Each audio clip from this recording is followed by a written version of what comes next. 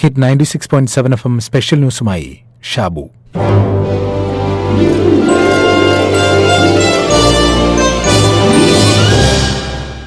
Greek ഇതിഹാസ കാവ്യമായ ഒഡീസിയിൽ lotus തീനികളെക്കുറിച്ച് പരാമർശിക്കുന്നുണ്ട്.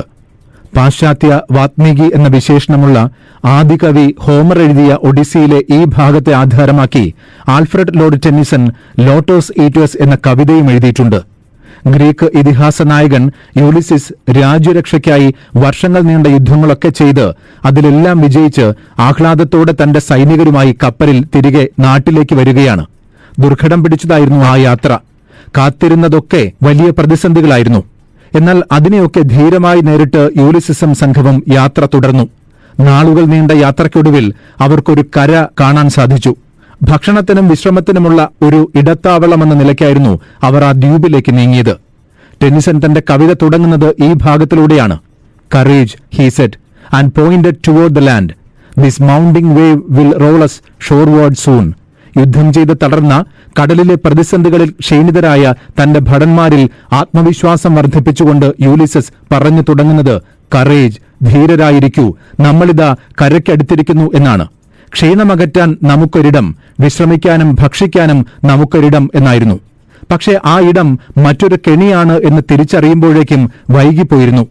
വിശന്നു വലഞ്ഞ അവർക്ക് അവിടെ അപൂർവവും മനോഹരവുമായ പഴങ്ങൾ കാണാനായി. ആ പഴങ്ങൾ ആർത്തിയോടെ കഴിച്ച യൂലിസിസും കൂട്ടരും വാസ്തവത്തിൽ മറ്റൊരു ലോകത്തേക്ക് എടുത്തെറിയപ്പെടുകയായിരുന്നു. ലോട്ടസ് പഴങ്ങളായിരുന്നു അത്, ലഹരി അടങ്ങിയ പഴം.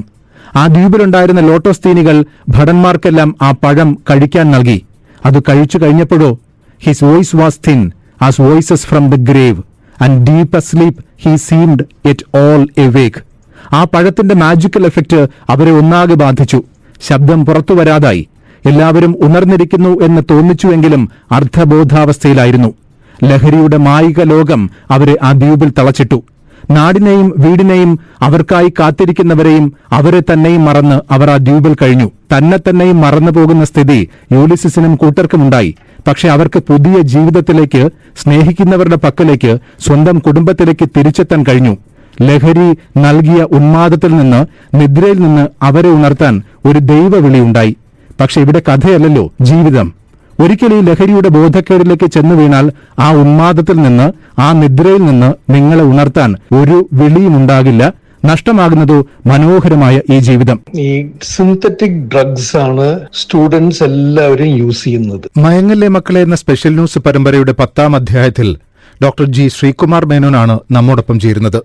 National Academy of Customs and നാർക്കോട്ടിക്സിന്റെ മുൻ ഡയറക്ടർ ജനറലും നാർക്കോട്ടിക്സിനെതിരെ നിരന്തരം ബോധവൽക്കരണ പരിപാടികൾ സംഘടിപ്പിക്കുകയും ചെയ്യുന്ന ഡോക്ടർ ശ്രീകുമാർ മേനോൻ പിയർ ഗ്രൂപ്പിന്റെ പ്രഷറിനെക്കുറിച്ചും വ്യത്യസ്തങ്ങളായ സിന്തറ്റിക് ഡ്രഗിനെക്കുറിച്ചുമാണ് ഇന്ന് പറയുന്നത്.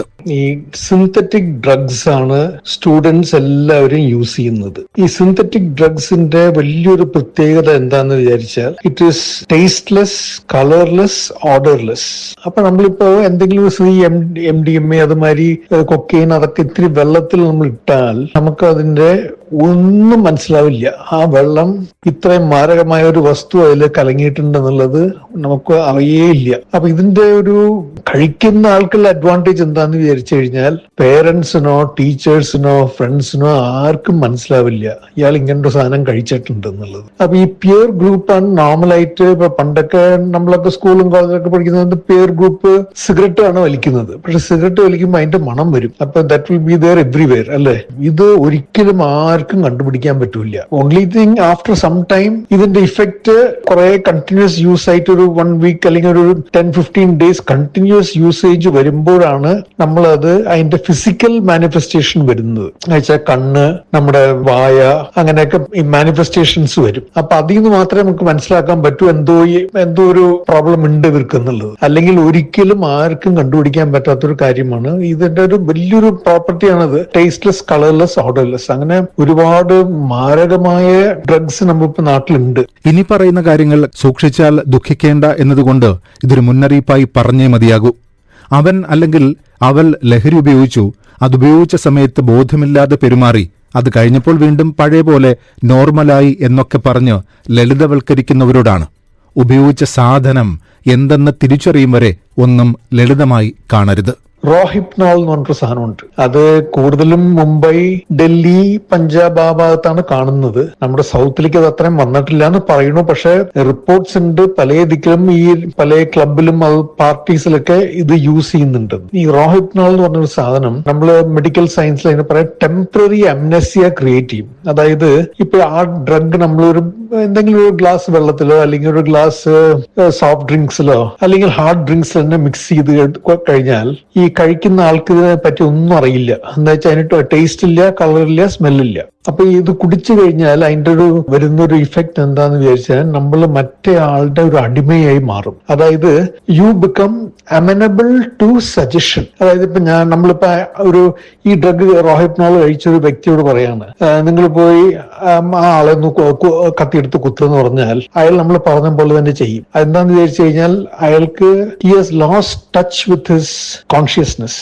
അപ്പൊ അയാൾ ഇങ്ങനെ ഹീസ് അമനബിൾ ടു സജഷൻ. അപ്പൊ നമ്മൾ എന്ത് സജഷൻ പുള്ളിയോട് പറഞ്ഞാലും അത് അയാൾ എക്സിക്യൂട്ട് ചെയ്യും. അപ്പൊ ഇത് സാധാരണ കണ്ടുവരുന്നത് എന്താ വെച്ചാൽ പാർട്ടീസിലൊക്കെ പെണ്ണുങ്ങൾക്ക് ഇത് കൊടുക്കും. ജസ്റ്റ് ഒരു 5-8 മിനിറ്റ് കഴിഞ്ഞാൽ അവര് ഇതിന്റെ ഇഫക്റ്റ് വരാൻ തുടങ്ങും. അപ്പൊ ആ ഇഫക്റ്റ് വരുമ്പോ എന്തെങ്കിലും ഒരു സെക്ഷുവൽ ഫേവർ ചോദിക്കുകയാണെങ്കിൽ അവര് വളരെ വില്ലിങ് ആയിട്ട് കൂടെ വരും. ഇതിന്റെ ഒരു പ്രത്യേകത എന്താണെന്ന് വെച്ച് കഴിഞ്ഞാൽ നമ്മളൊരു 8-10 മണിക്കൂർ കഴിഞ്ഞാൽ ഇതിന്റെ ഇഫക്റ്റ് ഒന്ന് വെയർ ഓഫ് ചെയ്യുള്ളൂ.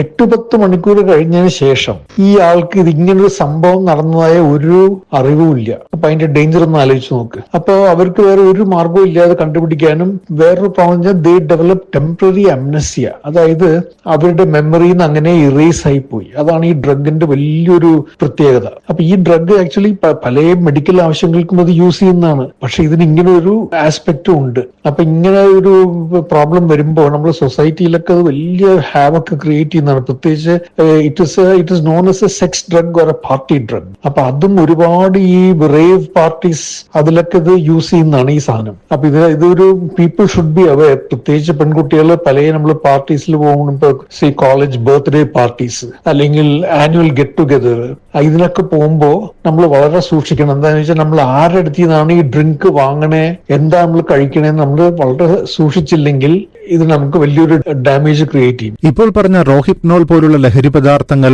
ഒരു കാലത്ത് ആക്രമണകാരികൾ ഉപയോഗിച്ചിരുന്നതായി തെളിവുണ്ട്.